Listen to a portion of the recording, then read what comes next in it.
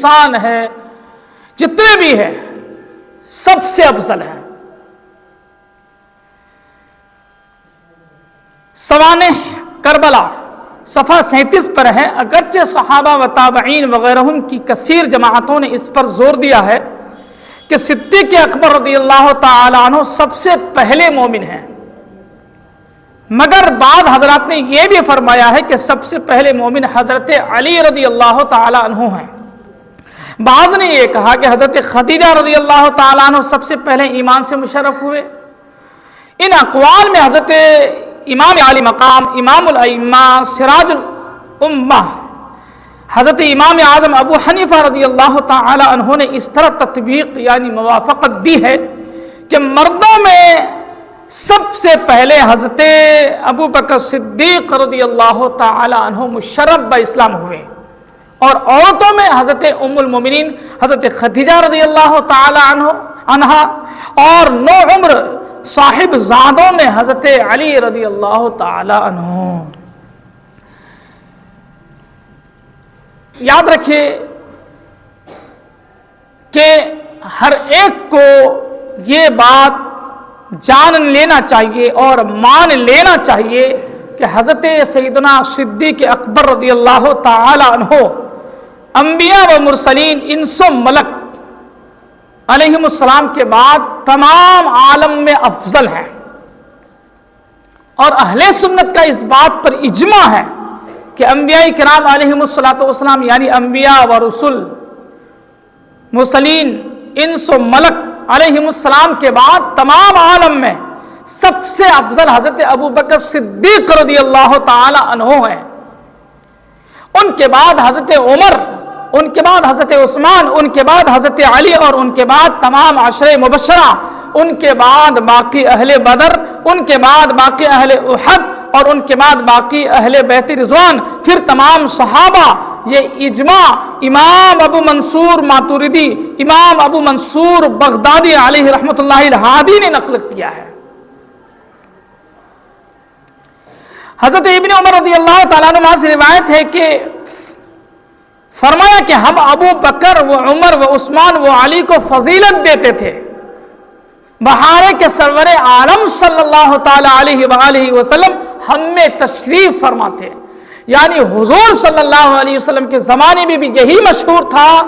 کہ سب سے افضل حضرت ابو بکر، پھر حضرت عمر، پھر حضرت عثمان، اور پھر حضرت علی رضی اللہ تعالیٰ عنہ۔ اب اگر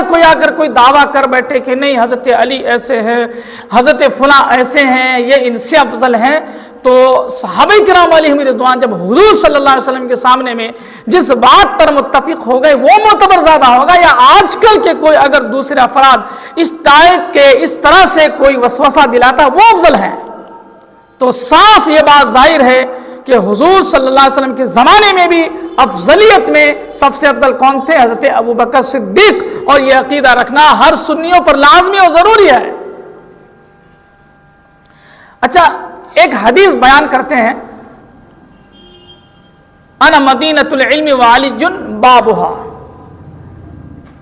نبی کریم صلی اللہ علیہ وسلم نے فرمایا میں علم کا شہر ہوں اور علی اس کا دروازہ ہے۔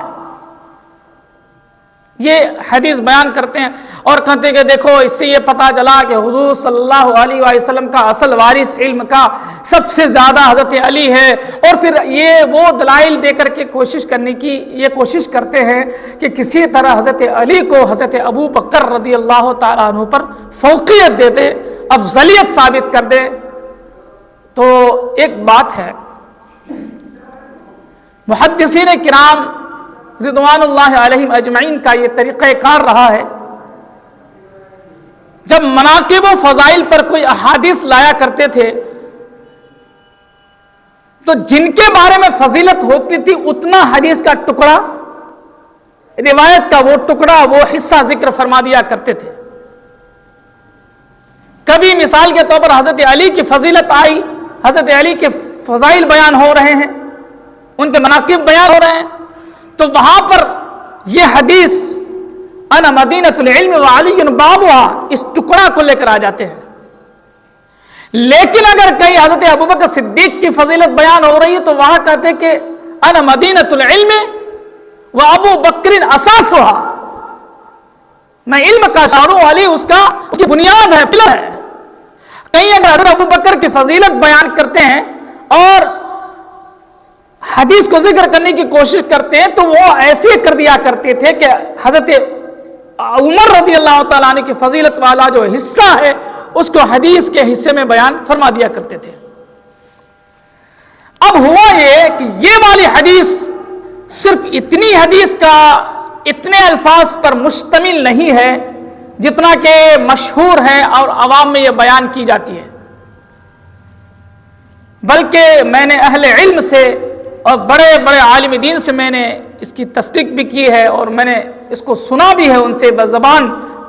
ان کی زبانی میں نے سنا، ان سے یہ سنا ہے کہ حدیث کا اور بھی حصہ ہے۔ حدیث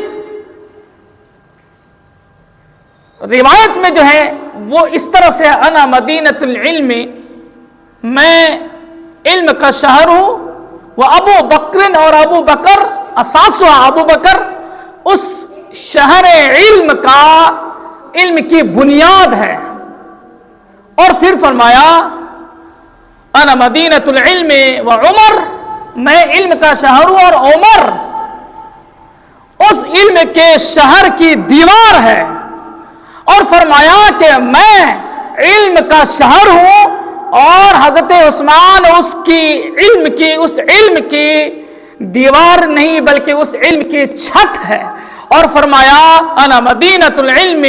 میں علم کا شہر ہوں، وعلی بابها، اور علی اس کا دروازہ ہے۔ سمجھے پوری حدیث کا نہج سمجھے، طریقہ کار سمجھے۔ اس سے یہ پتا چلا کہ وہاں پر جو وہ حدیث کے الفاظ یا حدیث کا ٹکڑا جو مشہور ہے انا مدینۃ العلم وعلی بابها، کہ میں علم کا شہر ہوں، علی اس کا دروازہ ہے، حدیث کا یہ حصہ تو ہے لیکن مکمل